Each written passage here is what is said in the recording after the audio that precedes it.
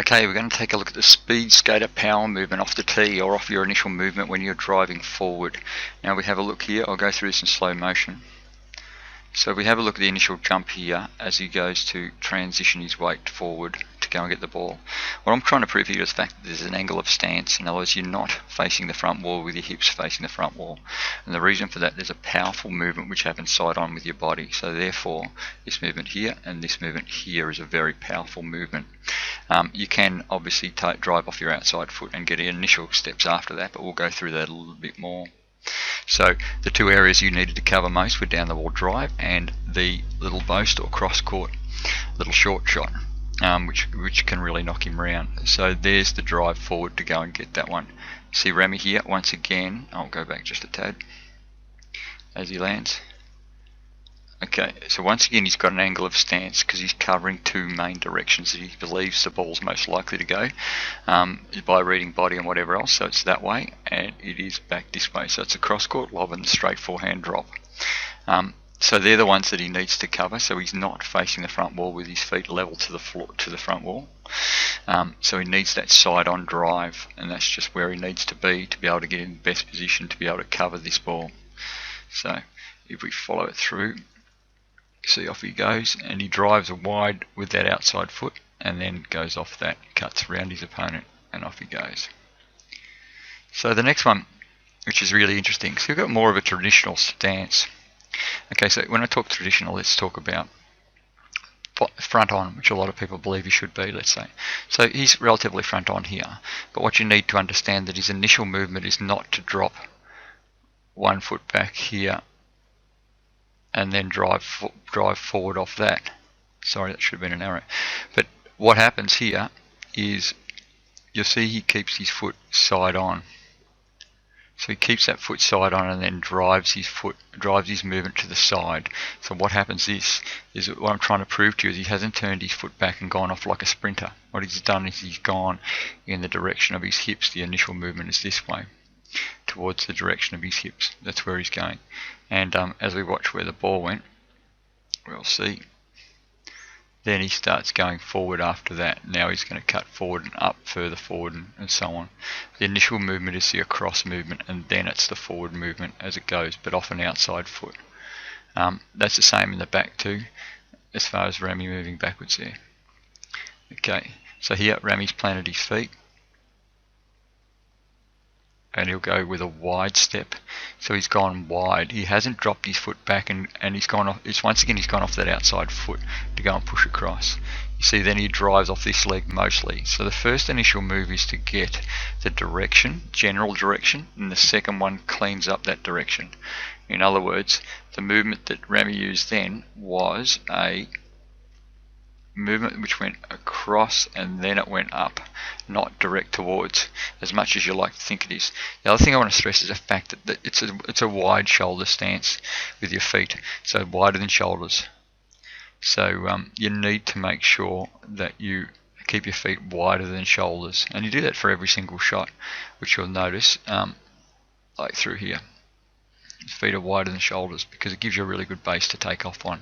So with that movement you get very good transition side on, massive transition side on. It's just what happens. So as we go from here, and we'll come to the next one in a minute. There, just see this one Remy doesn't have to get because it hits a tin, but he's going forward from this position, and this is why I left this one in here even though it hit the tin. You see Remy's movements, he's moving back, moving back, moving back, moving back, just as the ball struck its wide move. Now he hasn't gone with the he hasn't gone with the let's say the speed sprinter stance, which is 1 foot in front of the other. He's gone with the wide skater stance, which is 1 foot wider, and you drive off the outside one whichever way you need to go. So he's got initial movement which has gone toward this way, and now he's driving off this leg that way, or towards the ball, either way. So there you're going forward there, and then that foot will come out and it's hit the tin, so he's just diffused his body. Okay, so if we go back on this one, sorry. Okay, so from feet here you'll see the wide stance will come in, and then it'll be a push across onto that driving leg, and then it's a forward drive. and up he goes. Now Rami, once again, you'll see notice the angle of his feet. There's the angle of his stance once again from that 45 degrees, not quite 45, but we say it's 45, from corner to corner, allowing him to cover off those two main areas that he can get hurt on, which is the cross court lob and the straight forehand drop. And so from here, this time it's a straight forehand drop, so now he's going to drive off the back foot, and off he goes. And he's had to go around. It's the other thing the wide stance does, it gives you that ability to cut back and around your opponent. So we watch Rami's movement here. Okay, so remember he kept his foot on the side, he didn't turn it around like a sprinter. So he's gone from side on, which is a side propulsion of his hips. Then he's gone there, he's realised he's now got to cut back around to go and get this ball because he can get it in front. So now he's gone wide with the outside foot, and now he's cut back in with this foot, which has given him the option to really put some power in that drive with a flick. And then off it goes. Didn't quite get it deep enough, but did a good job. Okay, so here we watch what goes on. Once again, we wide feet, at an angle. And what he's done here this time is he's changed his foot angle. So he hadn't landed his foot. I'll show you that again in slow motion, which is really interesting. You see where he's going to land it? He's going to land it there. That's where he's going to land his foot. But then he realises it's gone for a boost, because he would have then, right now, he would have taken off that way, off that foot. So off that foot he would have taken off that way to go up front forward. And that's where he thought he was going to have to go. But as soon as he realised the ball had gone a different direction, everything changes, and he resettled his foot. And now it's more, once again, it's pushing off a side-on foot. So his back foot is a side-on foot, it's not a straight sprinter's foot. And then off he goes. And that's how it goes, through there. And there's Rami off the side-on foot once again to go back into that forehand back corner either way. So he hasn't turned and tried to run it out as a sprinter would run it out. So that's just that extra little bit there. Okay, we look at this one. Now this is really interesting in that this is the hardest movement in squash in a lot of ways. Is the worst area this can possibly go, this shot, was straight for that front forehand corner, because his feet are not in a good position. This is what happens when you get straight front on. But he's got the benefit of having wide feet. So by having wide feet, even though this is extremely difficult to be able to move forward, so it's really tough to be able to move this way because there's nothing behind you, but what he's got is he's got a leaning forward body, so his body is activated still off his legs. You can see how much work his legs are doing. So by maintaining a forward direction at this point, he can actually now drive off that outside foot, which is what he's doing right now, with the left foot. He will drive this way, and then he'll plant his right foot with power, so it's bent, ready to go, and he'll drive off that right leg. So he got initial movement to the side, which is to the forehand wall. So his initial movement, which was all very short so he could get some motion, was that way, and now he's going to drive this way, which is what's going to happen. And you'll see what happens here. So from a position where he had no body position whatsoever, he's gone up there and got that easy. And that was from a really poor position, or a hard working position as he was. So it's just how it all went.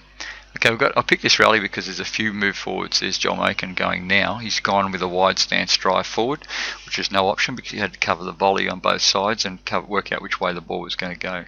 Now he's gone and put in, would you believe, a reverse base. So Paul's gone with a wide drive, outside foot, cut with a shuffle, and then gone with the drop shot. Once again, Joel's gone side on foot once again at the back, and he's going to drive his hips that general direction.